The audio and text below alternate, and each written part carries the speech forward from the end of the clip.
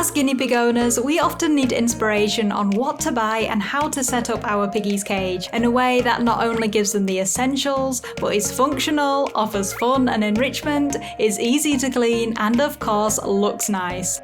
So we're starting off with a blank canvas here. I'm going to set up the piggy's cage and run through all the different types of items and what makes certain ones better choices for your pig. And at the end of the video, I'll also run through my 5 best cage layout tips too, so make sure you stick around for them. And the first thing is the cage itself. A great cage provides as much space as possible for our piggies. You might look at our cage and think it's a touch extravagant, but in terms of the space we have, it's only about 16 square feet, which is large enough for 3 piggies and at a push 4 piggies, but it's not exactly gigantic. So when purchasing a cage, try to avoid pet shop cages. Most of them are far too small for even 2 guinea pigs, meaning they limit our choices of what goes in the cage, as well as our layout options. Also, pet shop cages are usually overpriced and expensive. DIY options like CNC cages or our cage here made of furniture board can actually save you money. And I don't want to focus too much on the cage itself, as this video is more about setting one up, but if you are researching cages, I'll pop a few useful videos for you down in the description. Now, the ideal cage is in no way complete without bedding. Usually people try out a range of beddings and settle on what works for them and their cleaning routine. So if you try out fabric bedding like fleece or bath mats, it can look very nice in the cage. It's cozy and absorbent, and it doesn't need a full change often unless you have super messy piggies. But some people find that it can smell and is a hassle to spot clean and wash and dry. So dust-free wood shavings, not cedar ones, aspen, ash or kiln-dried pine are all okay, or a paper or hemp-based bedding might work better for you. Some of these can still be dusty though, so you have to go for a quality brand, which will cost more in the long run as they're not reusable like fleece. Some piggies might also try and eat these beddings, and they can also create more mess when cleaning, or when our piggies decide to kick it out of the cage onto the floor. Moving on to the fun stuff next, and firstly we have hay. Hay is more than something we provide just for our piggies to eat. It's a bed, something to play in, a chill out area, and even a portable snacking zone. If you know my pigs, then you'll know that I use a big tray in the cage which I keep full of hay for them. It encourages them to eat more hay and they love it. So if you've only been using hay racks up until now, perhaps think about how you can create a hay area or hay room in your cage. If you have a CNC cage, for example, you could use leftover Correx to divide off a section of the cage. With big storage boxes like mine, you can cut entrances and leave short sides in place so the hay doesn't get dragged all over the cage. You could even have one or more so your piggies don't get too bossy over them. If you prefer racks, make sure they are safe and large enough to hold lots of hay. Don't use those small metal ones, they're just not safe. Instead, look at getting a chunky wooden one. You can even get ones which double up as a tunnel or a hidey hut. Just make sure you keep them well stocked with fresh, good quality hay. Along with hay, part of the cage should be their water and pellet station. Guinea pigs actually like to have these together. I mean, I would too, looking at how dry these pellets are. Using 2 bottles either side of a pellet dish works well and means 2 piggies can share nicely.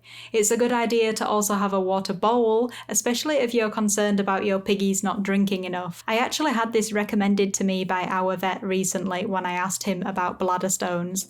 Along with exercise, getting your piggies to drink more water is the best preventative measure to take where bladder stones are concerned.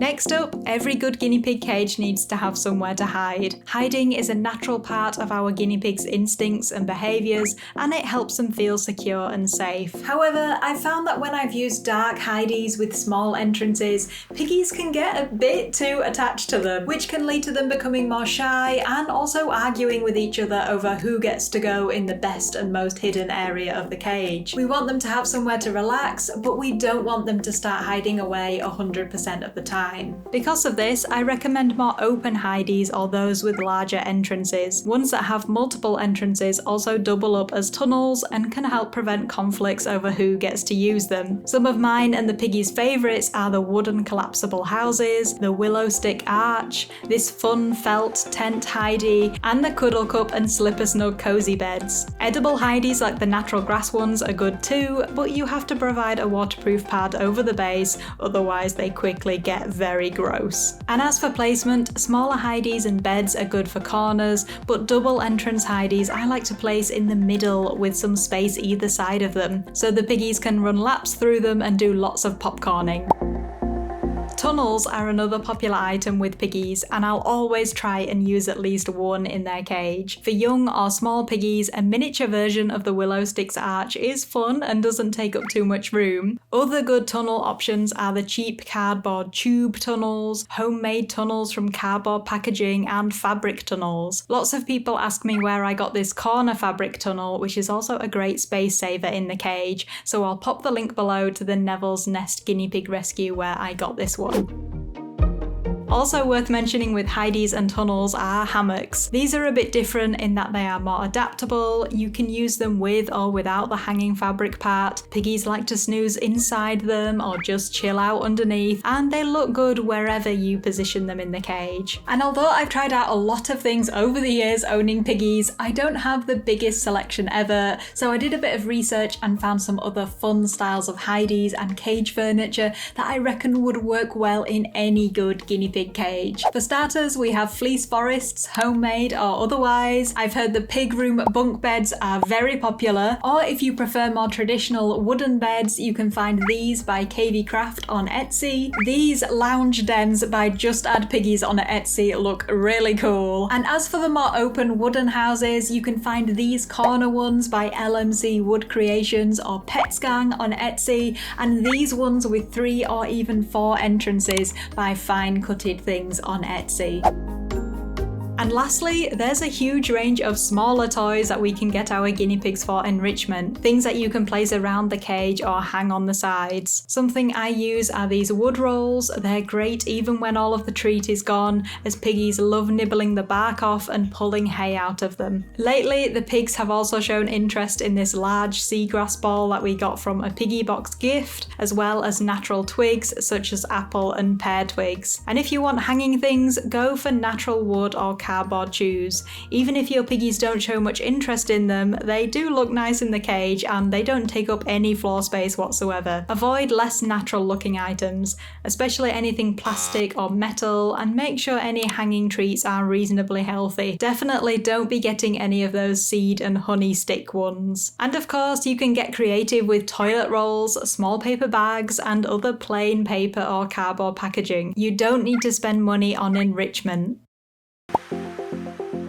Moving on, and let's take a look at my 5 best cage layout tips. Number 1 is to use hideys with multiple entrances and create multiple best relaxation spots in the cage to avoid piggy conflicts. Deep down, most piggies are just plain selfish, and we have to accommodate that. Number 2, don't overclutter and keep a good flow to the cage. Imagine you are a hyper guinea pig who wants to run laps. Make it so this is possible and there's not too much in their way. Number 3, adjust when you have more or less cozy beds around, depending on when your piggies are more or less active, and in general, provide more sleeping areas at night time. Number 4, don't forget to change the layout often, every couple of days to keep things interesting, including switching out edible houses often so they don't get destroyed too fast. And number 5, hay is the most important thing in our guinea pig's diet and should play a key part in arranging your cage. Offer different types of hay in multiple areas to encourage them to eat more of it. And another important part of our cage layouts is how to make it easier for us cleaning up after our guinea pigs, especially knowing how much they poo and pee throughout the day. So if you want to learn some of the things you can do to make your cleaning routine that little bit easier and how to encourage your guinea pigs to be potty trained, then I'll pop this video up for you next. But that is everything for today, guys. I really hope you enjoyed it. Give us a like, pop us a comment down below, and we will see you very soon in the next one. Bye bye!